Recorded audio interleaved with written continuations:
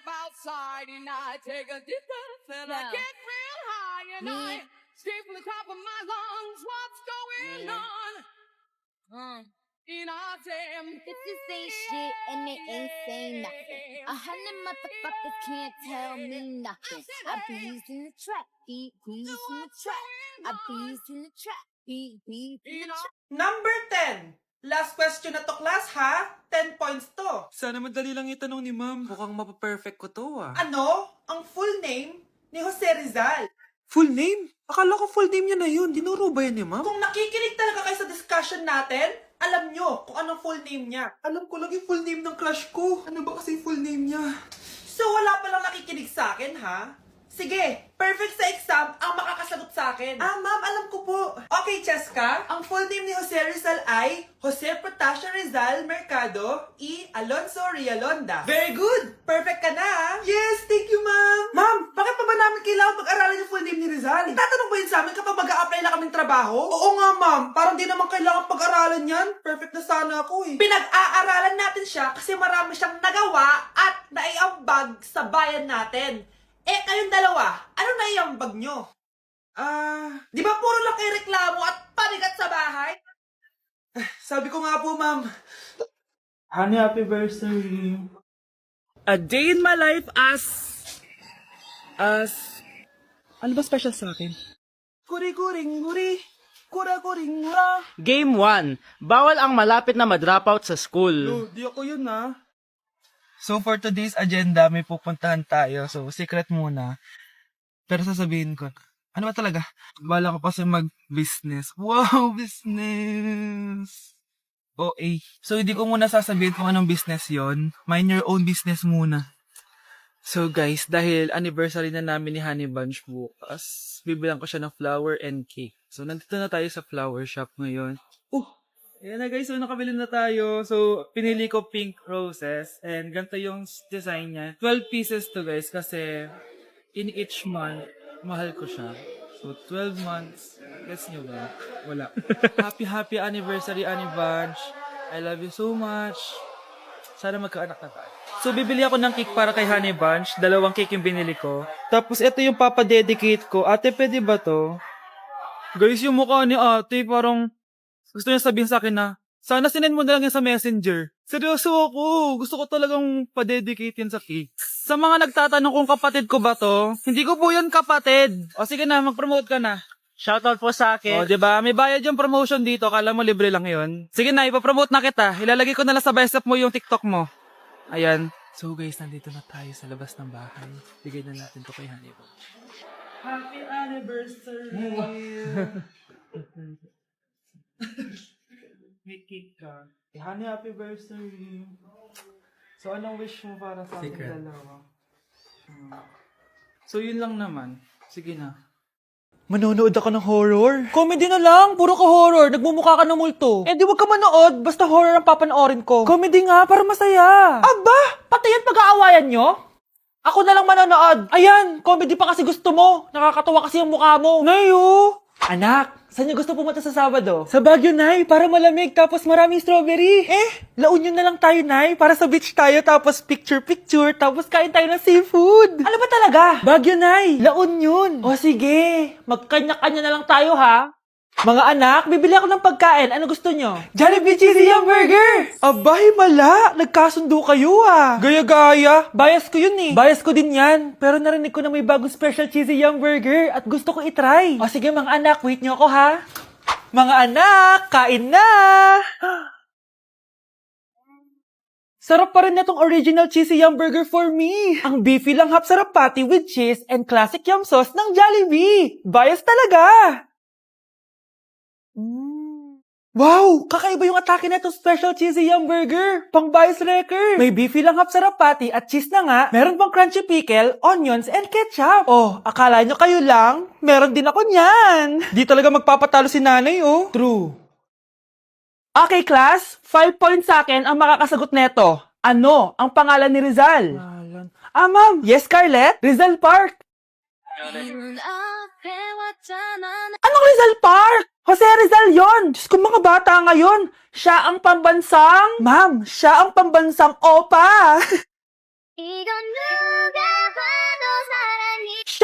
pambansang bayani natin. Anong pinagsasabi nyo? Oh, kompletuhin nyo to. Ang kabataan, ang pag-asa ng busan. Mali! Bayan! Pinagluloko nyo ako, ha? O eto, ano ang sinulat na libro ni Jose Rizal? Ma'am, El Filibusterismo. Imnida.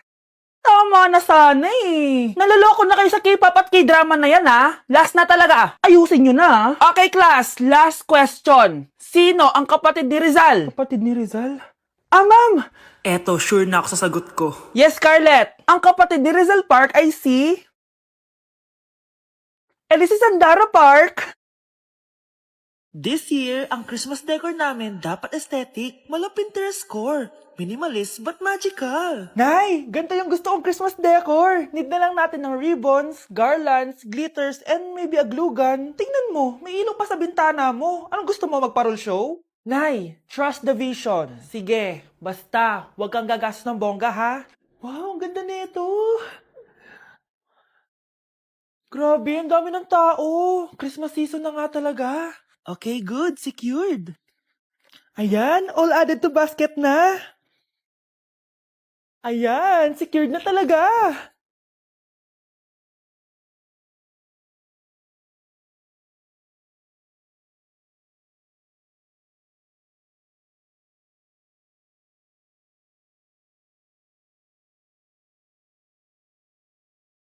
Anak, paubos na yung ribbon, no? Oh, eto, ribbon ng cake. Same color naman eh. Pwede na yan. Nay, masisira yung team. Magkaiba yung sukat, oh. Nay, ba't mo inopin yung electric fan? Mainit kasi. Ay, Diyos ko, ang kintab ng pusa. Ang gulo na tuloy. Gusto ko lang naman maging maganda to eh. Anak, maganda naman oh. Tingnan mo. At least, nagkaroon tayo ng mother-daughter bonding. Parang okay naman. O, di ba? I'm the OG interior designer.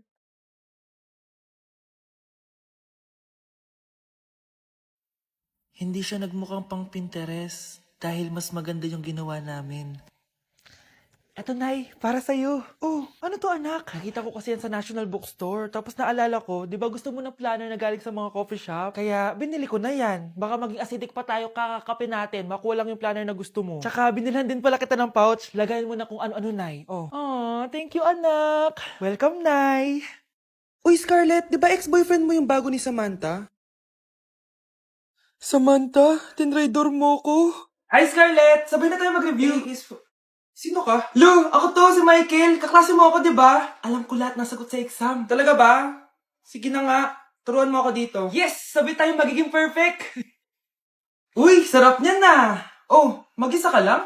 Ah, oo. Wala naman akong kaibigan dito eh. Ako, pwede ba ako maging friend? Boyfriend. Ha?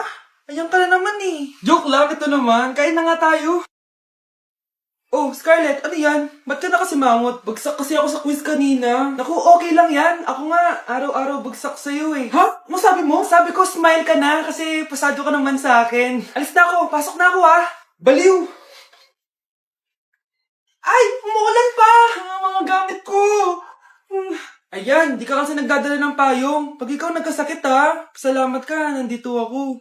Michael, ba't nandito ka pa? Hatid na kita sa bahay niyo, baka mapano ka pa. Gusto ko safe ka makauwi. Lo, sige na nga. Go, guys! Scarlett? Michael? Ship ko kayo. You may kiss the bride. Mag-kiss Baka kaya, anong kiss? Lu, parang di gusto. Dalian yun, nakis mo na sa noo.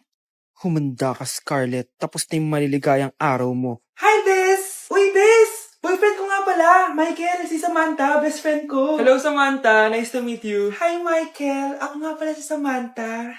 Wala na kami, Bes, ha? Bye-bye. Masaya naman kami dati. Inagaw lang siya ni Samantha. Yung best friend ko pa.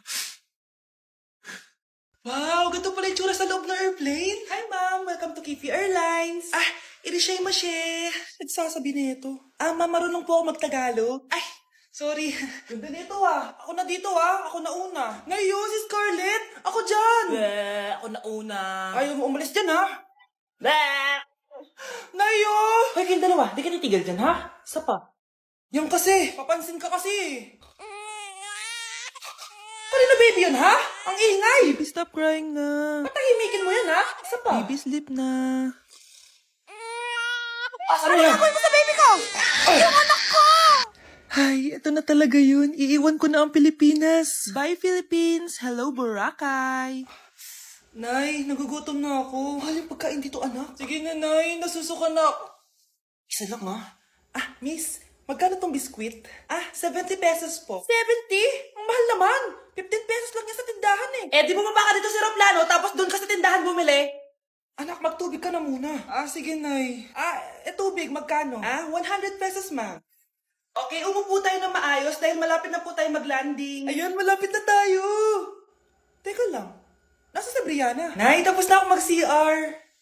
Nay! Nay! Ba't ako iniwan? Tandaan niyo tong ginawa niyo sa akin. Maghihiganti ako sa inyo.